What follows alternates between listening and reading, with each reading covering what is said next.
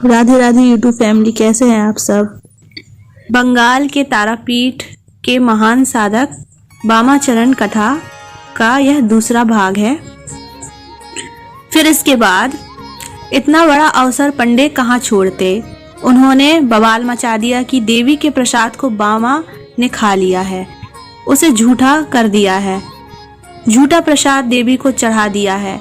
अब देवी रुष्ट हो जाएगी, उसका प्रकोप सारे गांव को झेलना पड़ेगा। उसके बाद भीड़ तंत्र का बोलवाला हुआ है और गांव वालों ने मिलकर पंडों के साथ वामाचरण की कसकर पिटाई कर दी। उसे शमशान में ले जाकर फेंक दिया। मंदिर पर पंडों का कब्जा हो गया। उन्होंने शुद्धिकरण और तमाम प्रक्रिया की। उस दिन पूजन पंडों के अनुसार संपन्न हुआ। उधर वामा खेपा को होश आया तो वह माँ तारा से बोलते हैं कि मैंने गलत क्या किया जो तूने मुझे पिटवा दिया। तुझे देने से पहले खाना स्वादिष्ट है या नहीं देख रहा था। इसमें मेरी क्या गलती थी। मैं तो तुम्हें स्वादिष्ट भोग लगाने का प्रयास कर रहा था और चाहता था कि तुझे अच्छे स्वाद का प्रसाद ही मिले। अगर स्वाद गड़बड़ होता तो उसे फेंक कर दूसरा बनवाता, लेकिन तूने बेवजह मुझे पिटवाया। जा, अब मैं तेरे से बात नहीं करूंगा, तेरे पास नहीं आऊंगा। मसान घाट पर बैठकर वामाचरण ने माँ को सारी बातें सुना दी और वहां से उठकर चला गया जंगल की ओर। जंगल में जाकर एक गुफा में बैठ गया। यह स्थिति बिल्कुल वैसी ही थी जैसे अपनी माँ से रूठकर बच्चे किसी कोने में जाकर छुप जाते हैं। वामाचरण और माँ तारा के बीच में माँ और बेटा जैसा रिश्ता था। यह रिश्ता बिल्कुल वैसा ही था जैसे एक अबोध शिशु और उसकी माँ के बीच में होता है। अपने शिशु की व्यथा माँ तारा को सहन नहीं हुई।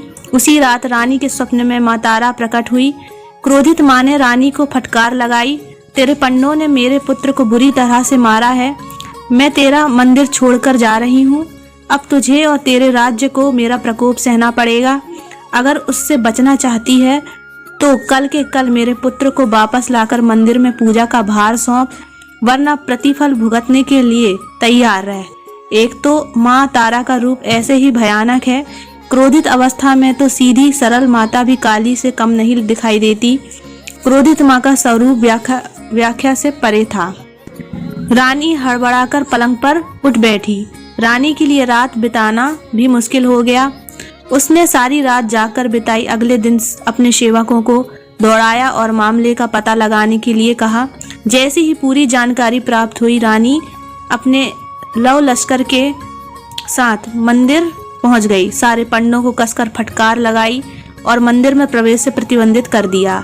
अपने सेवकों को आदेश दिया कि जैसे भी हो वामा खेपा को पकड़कर लाओ। अब सारे सेवक चारों तरफ वामा खेपा की खोज में लग गए। एक सेवक को गुफा में बैठा हुआ वामा खेपा मिल गया। बड़ी मान मनोबल के बाद भी वह नहीं माने। सेवक ने जाकर रानी को बात बताई। अंततः रानी खुद गुफा तक पहुंची। वामा ने उन पर भी अपना गुस्सा उतारा। आपके कहने पर मैं पूजा कर रहा था और मुझे देखो इन लोगों ने कितना मारा। उनकी बाल सुलभ सहजता को देख रानी का नारी हृदय भी ममतत्व से भर गया। उनकी समझ में आ गया कि तारा माँ का मातृत्व इस वामा खेपा के प्रति क्यों है। उन्होंने फरमान जारी कर दिया, इस मंदिर का पुजारी वामा खेपा है।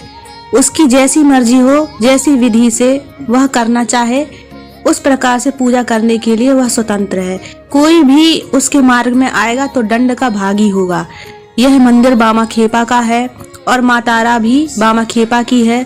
वह जिस विधान को सही समझे उस विधान से पूजा करेगा और वही विधान यहाँ पर सही माना जाएगा।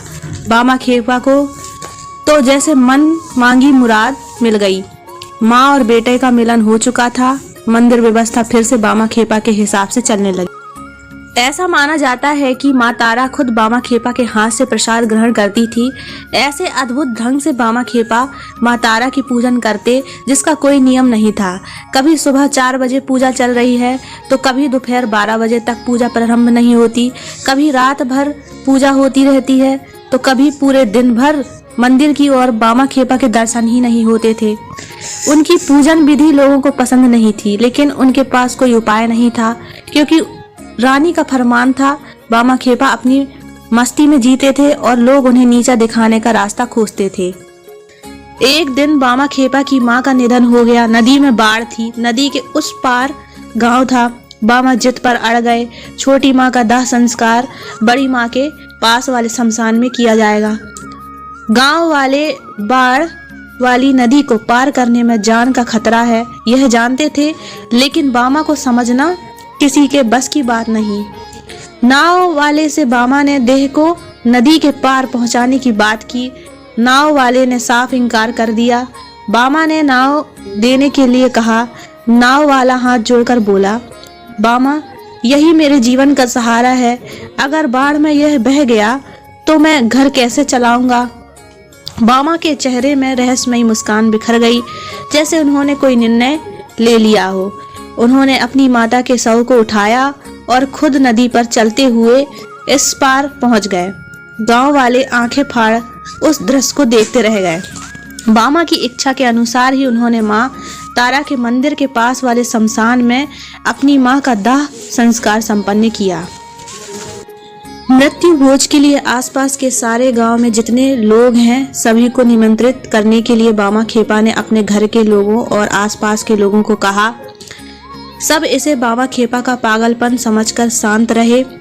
जिसके पास 2 वक्त की रोटी का पता नहीं, वह आसपास के 20 गांवों को खाना कैसे खिलाएगा, यह उनके लिए कल्पना से भी परे की बात थी।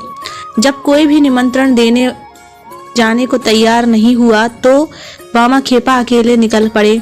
उन्होंने आसपास के 20 गांवों में हर किसी को मृत्यु भोज के लिए आमंत्रित कर दिया।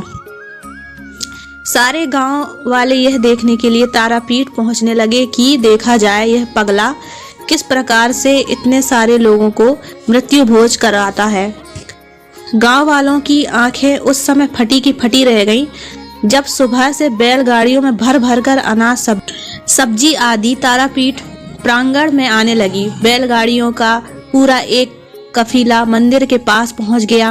अनाज और सब्जियों का ढेर लग गया। जो लोग आए थे उन्होंने खाना बनाना भी प्रारंभ कर दिया। दोपहर होते होते भोजन की सुगंध से पूरा इलाका महक रहा था। कथा का तीसरा भाग आपको नेक्स्ट वीडियो में सुनने को मिलेगा। धन्यवाद।